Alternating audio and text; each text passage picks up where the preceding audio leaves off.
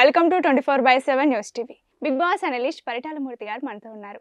ఆయన అడిగి మరిన్ని విషయాలు తెలుసుకుందాం. నమస్తే సార్. నమస్తే అమ్మా. సార్ బాగున్నారా? బాగున్నామండి. ఫస్ట్ సీత క్లాన్ లోకి వెళ్ళాలనుకుంది యష్మి, తర్వాత నిఖిల్ క్లాన్ లోకి రావాలని, అది ఏం స్ట్రాటజీ అసలు? మంచి స్ట్రాటజీ యష్మిది, మామూలు స్ట్రాటజీ కాదు. ఫస్ట్ మణికంఠ అడిగాడు, స్వాప్ అవుతారా ఎవరైనా, మణికంఠకి ఇచ్చాడు బిగ్ బాస్ ఆఫర్. నువ్వు కావాలంటే ఎవరినైనా కన్విన్స్ చేసుకో, స్వాప్ చేసుకో, నువ్వు అటుపో అన్నాడు. అడిగాడు, ఎవ్వరు వెళ్ళనన్నారు. ప్లీజ్ అబ్బా అని బతులాడాడు, అది చేసాడు ఇది చేసాడు, బట్ వెళ్ళలా. యష్మి కూడా అప్పుడు నో అంది. లాస్ట్కి ఇంకా ప్రేరణ ఉంది, మణికంఠ తప్పదు, మనకి ఏ క్లాన్ లో ఉంటే ఏముంది, మనం చీఫ్ అవ్వాలి. అతనికి ఏంటి, నేను చీఫ్ అవుతా అని చీఫ్ అవ్వాలన్న దాని మీద ఉంది. కానీ ఎలా అవుతాడు, ఇప్పుడు అవుట్ ఆఫ్ గేమ్ అయిపోయాడు, ఎలా అవుతాడు? నీకు సపోర్ట్ చేసే వాళ్ళు ఎవరైనా ఉన్నారా? లేరు. అసలు ముందు రాగానే కొట్టేదే నిన్న అవుతుంది. సో మొన్న ఏమైంది, బొమ్మల డ్రెస్సులు కొట్టేదే మణికంఠని కొట్టేశారు. స్టార్టింగే తీసారు. ఇప్పుడు కూడా స్టార్టింగే మణికంఠని తీసారు వీళ్ళు, నిఖిల్ టీం కూడా పలుకుని. ఇఫ్ ఈవెన్ ఈ ఛాన్స్ సీత క్లాన్కి ఇచ్చినా కూడా మణికంఠనే తీసేవాళ్ళు, అందులో డౌట్ లేదు కదా. సో మణికంఠకి యష్మి నో చెప్పింది. దాని తర్వాత ప్రేరణ వచ్చింది. ప్రేరణకి చాలా గట్టిగా ఉండే సీత దగ్గరికి వెళ్ళాలని, సీత క్లాన్ లో ఉండాలి. సో ఎందుకంటే లాస్ట్ వరకు వీళ్ళిద్దరే ఉన్నారు, ఏది చీఫ్ పోటీలో. ప్రేరణ సెకండ్ 1 ఉంది, సీత 1 ఉంది. అక్కడికి వెళ్తే ఏంటంటే తను ఏదైనా గేమ్ ఆడి ప్రూవ్ చేసుకోవచ్చు. ఇక్కడ ఉంటే ఛాన్స్ నిఖిల్ తీసుకుంటాడు, పృథ్వీ తీసుకుంటాడు. అది ఆ మాత్రం గెస్ చేయగలుగుతాం మనం. ఇప్పుడు మనమైనా కూడా, ఇప్పుడు నేనే ఉన్నా, హౌస్ లో ఉన్నా, సీతక్లానికి వెళ్తా 100%. అక్కడ ఆడే ఛాన్స్ దొరుకుతుంది కదా. ఇక్కడ ఆడే ఛాన్స్ దొరికితే లేదు కదా, నిఖిల్ వెళ్ళిపోతున్నావు కొట్టేస్తున్నావు, లేదంటే పృథ్వీ వెళ్ళిపోతున్నాడు కొట్టేస్తున్నాడు, ఇంక నాకెక్కడ ఉంటుంది ఛాన్స్. సో అందుకని అక్కడ మణికంఠ ఫైట్ చేసుకున్నాడు. లాస్ట్ కున్న ప్రేరణ చేసింది. ప్రేరణకే యష్మి ఎందుకు స్వాప్ అయింది, మణికంఠకి ఎందుకు అవ్వలేదు? స్ట్రాటజీ ఉంది ఇక్కడ.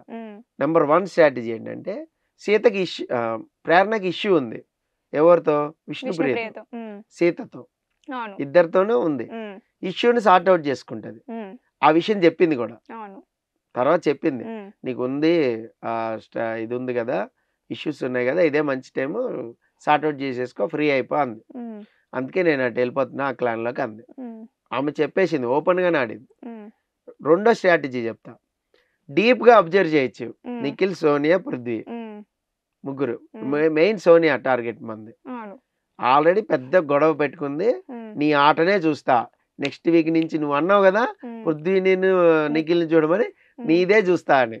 అక్కడ ఒక ప్రోమో కట్ చేశారు చూడండి, తాడడా అని వీళ్ళు మాట్లాడుకుంటుంటే హెచ్పి వాటర్ బాటిల్ తీసుకుంటూ రాగానే టాపిక్ మార్చేస్తున్నారు. అక్కడ అంటే భయపడుతున్నారు. అక్కడ యష్మి వచ్చి నిఖిల్ అన్నాడు, ఈ యష్మిని అసలు మనం ఏ స్ట్రాటజీ ఉన్నా నమ్మకూడదు, అది స్పై కింద వెళ్ళిపోయి చెప్పేస్తుంది వాళ్ళ టీం, ఆ లూప్ హోల్స్ ఎతుకుతుంది. ఇట్లా ఆమె స్ట్రాటజీని వీళ్ళు అనలైజ్ చేసేస్తున్నారు. తను వెళ్ళింది ఏంటి, మీ క్లాన్ ని భయపెడతాను, నేనుంటే కొంచెం అటెన్షన్ గా ఆడతారు. అసలు గేమ్ చూడండి ఎంత మంచి గేమర్ అంటే, అటు వెళ్ళి వాళ్ళ దగ్గర ఉంటూనే సో వాళ్ళ మైనస్లు ఎతకడం, దానికి ఇంకా చాలా అలర్ట్ గా ఆడాల్సి వస్తుంది. పక్కలో బల్లె ఉంటే ఎట్లా ఉంటాం మనం, ఇటు తిరిగినా గుచ్చుకుంటుంది, ఇటు తిరిగినా గుచ్చుకుంటుంది అన్నట్టు చాలా జాగ్రత్తగా ఆడాలి గేమ్. సో ఎవరు ఆడతారు టాస్క్లు అనే దాని మీద కూడా కసరత్తు చేయాలి. సో నిన్న కూడా అదే జరిగింది, ఎవరు వెళ్తారు బ్యాలెన్సింగ్ టాస్క్ అన్నప్పుడు అందరూ కూడా. బట్ ఎవరిని తీసేయాలి అనే డిస్కషన్ జరిగినప్పుడు కూడా ఫస్ట్ యష్మినే చెప్పింది మణికంఠ అని. రీజన్స్ చెప్తుంటే ఏమన్నాడు, అపోజ్ చేశాడు. అట్లా ఎట్లా చెప్తావు, వై నేను, నువ్వు ఎలా అంటావు వీక్ అని, నేను స్ట్రాంగ్ అది ఇది అని పోరాడు. నా ఒపీనియన్ చెప్పా, వినవెందుకు అసలు, నువ్వు వినట్లేదు. అలా తను ఏందండి, నాకెందుకు, నన్ను అడిగితే నా ఓటు మణికంఠకి వేసిన అంతే, దట్స్ ఆల్, ఇలా చెప్పేసింది. ఇంకా ఆ తర్వాత మరి సోనియా చెప్పింది, పృథ్వీ చెప్పాడు. మరి అక్కడ వాగ్వాదం ఎందుకు పెట్టలే మణికంఠ, అక్కడ లేదు.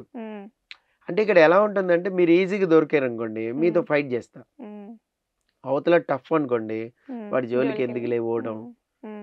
అలా కాదుగా, టఫ్ ఓడితో ఆడితేనే నువ్వు విన్నర్ అవుతావు. టఫ్ ఓడితోనే లాజికల్ గా మాట్లాడగలగాలి, ఎక్కడొక్కడ పోరాడాలి. కనీసం పోరాడలేకపోయినా, ఓడిపోయినా కూడా ప్రజలు అభిమానిస్తారు. అరే వాడు చూడు ఎంత ఇప్పుడు బలంగా ఎత్తుగా ఒకడు ఉన్నాడు అనుకోండి, కుస్తీ వస్తాడు, ఒకటి చిన్నోడు ఎవడో ఉన్నాడు, ఉమ్, సో వాడు వెళ్ళి పోరాడుతుంటే ఇంట్రెస్టింగ్ ఉండదు చూడడానికి. అవును వీడు వాడిని అసలు ఎట్లా కొడతాడు, వీడి ఉమ్, ధైర్యం ఏంటి అని. అవును అందరికీ అలాగే ఉంటది కదా. అవును సో అక్కడ ఏంటంటే మణికంఠ సోనియాని అన్నప్పుడు సోనియాని ఎదిరించి ఉండాల్సింది నేనే ఉమ్, ఎందుకని ఉమ్, అక్కడ కూడా పెట్టుకోవాలి.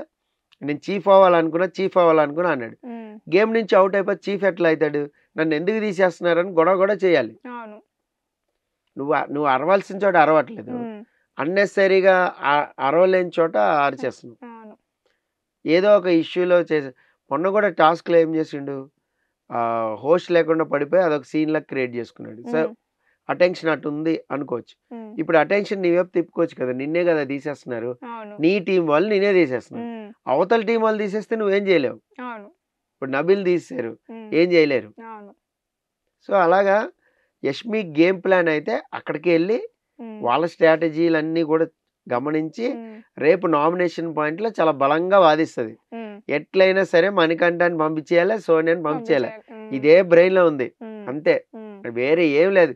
పర్సనల్గా కూడా తీసుకుంటుంది కొన్ని ఉమ్, కొన్ని విషయాలు చాలా పర్సనల్గా తీసేసుకుని మరి గేమ్ అనేది ఆడుతుంది. ఉమ్. సో యష్మి చాలా క్లవర్గానే గేమ్ ఆడుతుంది అనుకోవాలి మనం. Okay sir.